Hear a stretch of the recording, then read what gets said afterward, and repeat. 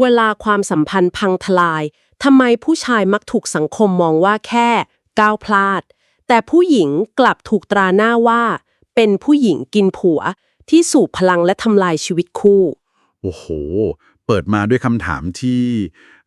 กระแทกใจมากเลยครับใช่ค่ะคือเราต้องเปิดกันแบบนี้เลยเพราะว่าเรามีข้อมูลที่หลากหลายมากสำหรับการเจาะลึกกันในครั้งนี้นะคะฮะคือตั้งแต่งานวิจัยของคณะจิตวิทยาจุฬาลงกรณ์มหาวิทยาลัยวิทยานิพนธ์ด้านมนุษยวิทยาจากธรรมศาสตร์ไปจนถึงบทความโหราศาสตร์เชิงจิตวิทยาหรือ psychological astrology เลยค่ะถือว่าครบทุกมิติเลยนะครับ ทั้งสังคมจิตใจแล้วก็พลังงาน ถูกต้องค่ะภารกิจหลักของการเจาะลึกครั้งนี้คือเราจะมาชำแหละวาทกรรมคำว่าผู้หญิงกินผัวกันค่ะว่าแท้จริงแล้วมันคืออาถรรพ์โชคร้ายหรือจริงๆมันเป็นเพียงผลผลิตของสังคมชายเป็นใหญ่ที่ถูกซ่อนไว้ใต้พฤติกรรมการปั่นหัวปมในใจ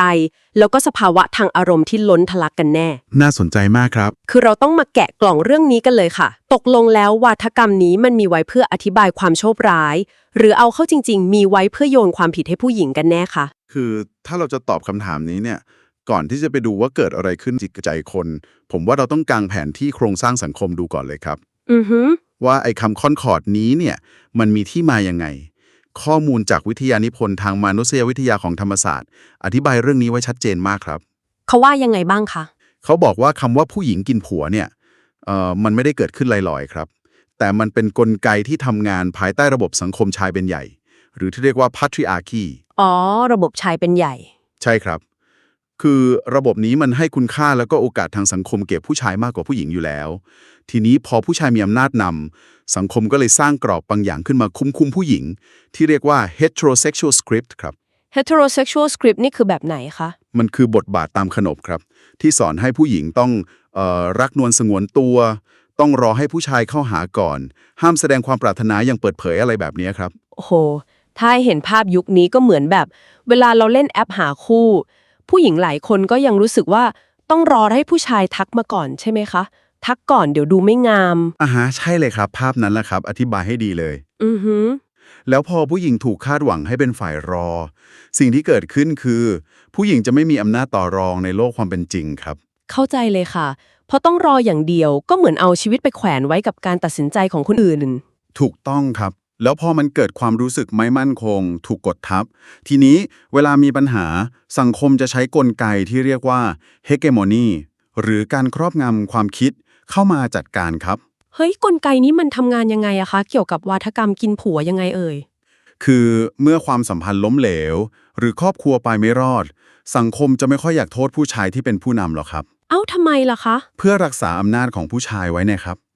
สังคมก็เลยผลักภาระไปที่ผู้หญิงแทนการใช้คำว่าผู้หญิงกินผัวมันคือการสร้างเครื่องมือครอบงำความคิดที่ปัดความรับผิดชอบได้อย่างแนบเนียนเลยครับคือโยนความผิดให้ฝ่ายหญิงดื้อๆเลยใช่ครับแล้วพอมันไม่มีอำนาจต่อรองในโลกแห่งความเป็นจริงผู้หญิงก็เลยถูกบีบให้ต้องหันไปพึ่งพาอำนาจเหนือธรรมชาติหรือการมูเตลูเพื่อดิ้นรนหาความยุติธรรมกลับคืนมาครับโหถ้าฟังแบบนี้เนี่ยการที่สังคมบอกว่าผู้หญิงดวงกินผัวมันก็เหมือนการสร้างแพรับบาปสิคะฮะคือแทนที่จะมองว่าผู้ชายบริหารความสัมพันธ์ล้มเหลวหรือเปล่าสังคมกลับบอกแค่ว่าเพราะดวงผู้หญิงคนนี้มันร้ายแบบนี้คือการปัดความรับผิดชอบอย่างโหดร้ายมากเลยนะจริงครับเป็นการมองข้ามปัญหาที่แท้จริงไปเลยทีนี้พอสังคมสร้างแพรับบาปสำเร็จลองซูมเข้าไปดู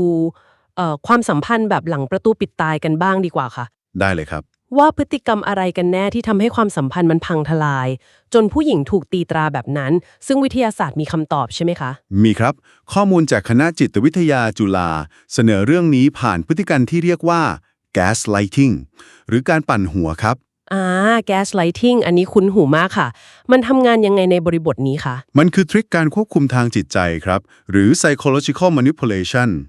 คนทำจะใช้คำพูดปลูกฝังความสงสัยในตัวอีกฝ่าย เช่นคิดมากไปหรือเปล่า หรือแบบคิดไปเองทั้งนั้นพูดซ้ำๆจนอีกฝ่ายเริ่มงงใช่ครับจนเหยื่อสูญเสียตัวตนและก็สูญเสียความมั่นใจในการรับรู้ความจริงของตัวเองไปเลยครับโหมันเหมือนแบบสมมุตินะคะมีคนแอบไปสับคัทเอาท์ไฟในบ้านให้มืดตึ๊บแล้วพอเราบ่นว่าเฮ้ยมองไม่เห็นเลยเขากลับบอกว่าตาบอดหรือเปล่าคิดไปเองทั้งนั้นไฟก็สว่างดี โอ้โห เปรียบเทียบได้เห็นภาพมากครับ ใช่ไหมคะ พอโดนแบบนี้ซ้ำๆเนี่ยต่อให้เป็นคนที่มีเหตุผลแค่ไหน จิตใจก็ต้องพังแล้วก็แสดงอาการเกรี้ยวกราดออกมาเพื่อป้องกันตัวถูกไหมคะ ถูกต้องครับ ยิ่งไปกว่านั้นนะครับ งานวิจัยยังเชื่อมโยง gaslighting เข้ากับทฤษฎีความผูกพันหรือ attachment theory ด้วยครับ ฮะทฤษฎีที่เกี่ยวกับวัยเด็กใช่ไหมคะ ใช่ครับ โดยเฉพาะรูปแบบความผูกพันแบบวิตกกังวล หรือที่เรียกว่า anxious attachment ครับ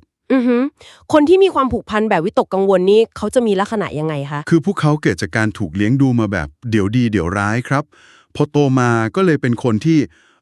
ต้องการความสนใจหวาดกลัว การถูกทอดทิ้งอย่างหนัก แล้วก็มักจะแสดงพฤติกรรมควบคุมหรือ controlling ครับ อ๋อ ตามเช็ค หึงหวงอะไรแบบนี้ ฮะแล้วลองนึกภาพตามนะครับ เมื่อคนที่มีปมแบบวิตกกังวลนี้ ต้องมาเจอกับคนที่ชอบปั่นหัวหรือ gaslighting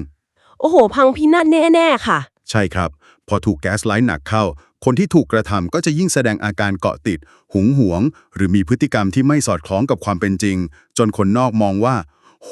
ผู้หญิงคนนี้ทำลายความสัมพันธ์เสียเอง นึกออกเลยค่ะ สังคมก็เลยตีตราว่า เนี่ยแหละพฤติกรรมผู้หญิงกินผัว คลุ้มคลั่งทำลายชีวิตคู่ ทั้งที่จริงๆ เธออาจจะแค่กำลังพยายามเอาชีวิตรอดจากการโดนบีบคอทางจิตใจอยู่ ฮะ สังคมมองเห็นแค่ปลายทางครับ แต่ไม่ได้เห็นกระบวนการปั่นหัวที่อยู่เบื้องหลังเลย แต่เดี๋ยวก่อนนะคะ ถ้าเรื่องจิตวิทยามันอธิบายได้เคลียร์ขนาดนี้ แล้วทำไมเราถึงมีแหล่งข้อมูลเรื่องโหราศาสตร์เชิงจิตวิทยาเข้ามาเกี่ยวด้วยล่ะคะ อันนี้แหละครับคือสิ่งที่น่าประหลาดใจ มันไม่ได้พาย้อนกลับไปเรื่องงมงายใช่ไหมคะ ไม่เลยครับ ต้องย้ำก่อนนะครับว่า โหราศาสตร์เชิงจิตวิทยาไม่ใช่การพยากรณ์อนาคตนะครับ แต่มันคือการศึกษาอาการทางจิตวิทยาที่ปั่นป่วนอย่างนี้แหละ ที่มันถูกบันทึกไว้อย่างแม่นยำในแผนที่ดวงดาว น่าสนใจมากค่ะ มันบันทึกไว้ยังไงคะ บทความวิเคราะห์อธิบายถึงสิ่งที่เรียกว่า ภาวะธาตุน้ำล้น หรือ excess water ครับ อ๋อธาตุน้ ครับ กลุ่มธาตุน้ำเนี่ยก็คือราศีกรกฎ พิจิก มีน ซึ่งเป็นตัวแทนของอารมณ์ความรู้สึกที่ลึกซึ้งครับ ำแล้วถ้ามันล้นมันจะเกิดอะไรขึ้นคะ ถ้ามีธาตุน้ำมากเกินไป จะเกิดอาการที่เรียกว่า emotional overwhelm ครับ คือคุมอารมณ์ตัวเองไม่ได้ หึงหวง จมอยู่กับอดีต และก็ต้องการควบคุม หรือหมกมุ่นอย่างรุนแรงครับ เฮ้ย เดี๋ยวขนลุกเลยค่ะ อาการมันไปตรงกับคนที่มีปมความผูกพันแบบวิตกกังวล พอดีเป๊ะเลยเนี่ยคะ ใช่เลยครับ มันสอดคล้องกันอย่างน่าทึ่งเลยครับ แล้วพอสภาวะนี้ไปเจอกับดาวพลูโตเข้าไปอีก ดาวพลูโต ดาวดวงนี้มีความหมายยังไงในเชิงจิตวิทยาคะ ดาวพลูโตเป็นตัวแทนของการเปลี่ยนแปลงอย่างถอนรากถอนโคนครับ ความสูญเสีย แล้วก็บทเรียนกรรมเก่า ถ้าอิทธิพลของดาวพลูโตไปตกอยู่ในเรือนที่ 7 เรือนที่ 7 คืออะไรคะ ในโครงสร้างโหราศาสตร์ เรือนที่ 7 คือพื้นที่ของคู่ครองและความสัมพันธ์ครับ อ๋อ โอเคค่ะ ถ้ามันไปตกอยู่ในเรือนนี้ บุคคลนั้นจะถูกบังคับในระดับจิตใต้สำนึกเลยครับ ให้ต้องเผชิญกับบทเรียนซ้ำๆหรือความขัดแย้งที่รุนแรงในชีวิตคู่ โห ฟังดูน่ากลัวเหมือนกันนะคะ แต่มันไม่ได้เกิดมาเพื่อทำลายนะครับ มันเกิดขึ้นเพื่อกระตุ้นให้เกิดการวิวัฒนาการทางจิตวิญญาณต่างหากครับ โห นี่มันน่าสนใจมากๆเลยค่ะ แปลว่าสิ่งที่สังคมด่าว่าเป็นดวงกินผัว แท้จริงแล้วมันคือสภาวะธาตุน้ำล้นที่มาเจอกับดาวพลูโตในเรือนที่ 7 ใช่ไหมคะ ใช่ครับ ซึ่งดาวดวงนี้มันกำลังทำหน้าที่เป็นคอร์สบังคับทางจิตใจ ให้คนคนนั้นต้องเรียนรู้ที่จะแตกสลาย เพื่อที่จะสร้างตัวเองขึ้นมาใหม่ มันไม่ใช่คำสาปแช่งให้ต้องทำลายผู้ชายทุกคนที่ผ่านเข้ามาเลย ถูกต้องที่สุดครับ มันคือแพทเทิร์นของจิตใต้สำนึกที่บีบให้เราต้องเผชิญหน้ากับความกลัวของตัวเอง เพื่อจะได้หลุดพ้นและแข็งแกร่งขึ้นครับ เข้าใจเลยค่ะ แล้วเมื่อเรารู้แล้วว่ามันไม่ใช่คำสาปแต่เป็นปมทางจิตวิทยาแล้วก็รูปแบบพลังงาน ทีนี้ทางออกของการชำระล้างป้ายสีผู้หญิงกินผัวคืออะไรคะ ข้อมูลเขาแนะนำการเยียวยาแบบบูรณาการไว้ครับ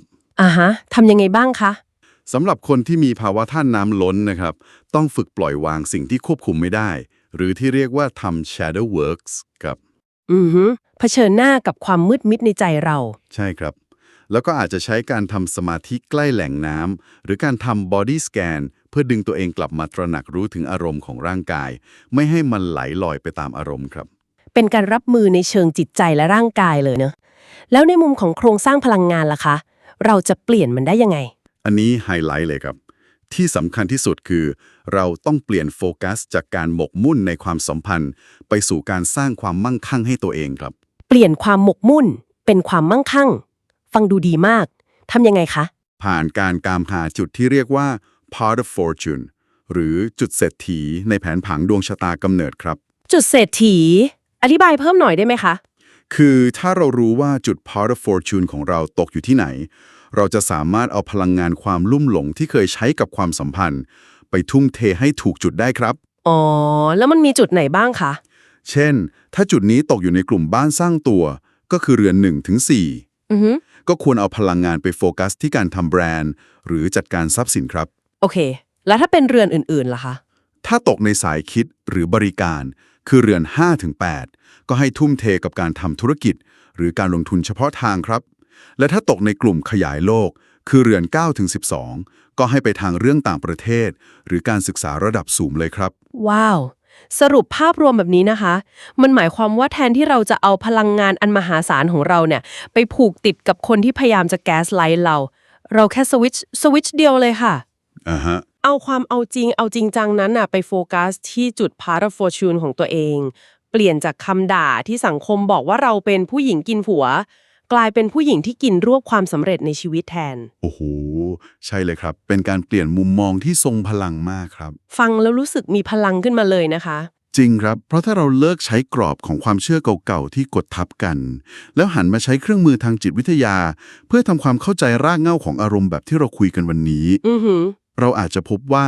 ความเจ็บปวดจากความสัมพันธ์ที่ล้มเหลวเนี่ย มันไม่ใช่หลักฐานของความโชคร้ายเลยนะครับ แล้วมันคืออะไรคะ แต่มันคือเชื้อเพลิงชั้นดีที่ธรรมชาติมอบให้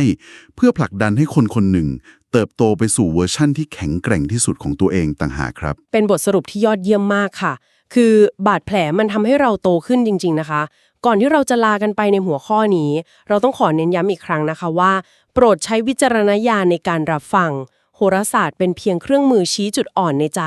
ไม่ใช่คำพิพากษาชีวิตค่ะ ใช่ครับ ชีวิตเราออกแบบเองได้เสมอครับ วันนี้เจาะลึกกันแบบถึงแก่นเลยนะคะ